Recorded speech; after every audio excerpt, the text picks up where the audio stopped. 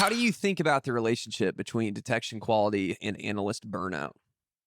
Yeah, it's definitely inversely proportional. So when detection quality is bad, what you see is that burnout goes up, and it takes a couple of different forms. So it takes the form on an individual level. Speaking as someone who was a SOC analyst at a time, it takes the form of you see this detection come up, and you've seen it so many times, maybe in the same day, maybe in the same week, and you're just like, okay, not this again. And you're already forming this bias of like this one again, it's going to be noisy, it's going to be nothing. And then the second order effects of that are you see, your senior SOC analysts are now training the new generation.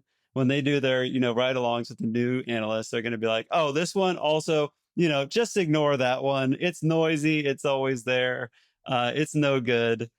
And unless there's a conversation that happens between the SOC and the actual detection engineers, that quality just kind of stays there, and that burnout just increases. And there's a lot of frustration on both sides that happens as a result of that. I think detections certainly are the culprit to alert fatigue, but I think there's also a layer to that. So I think a detection can have a couple different intents.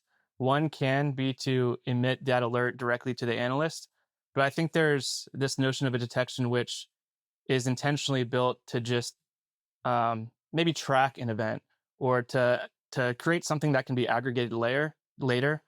And so when I think of alert fatigue, I think, yeah, detection quality is very important, but I also think there's a strategy about what type of detection that logic that you created should be. Should it be something that goes straight to an analyst and it hits the queue and that queue number goes higher?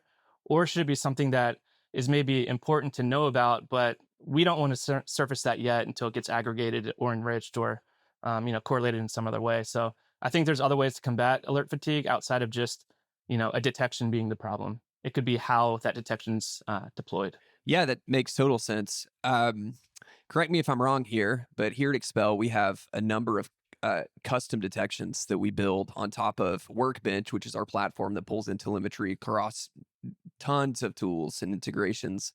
And those custom detections, a lot of them trigger only whenever those aggregated signals come together to trigger that alert. Is that correct? Am I articulating that well?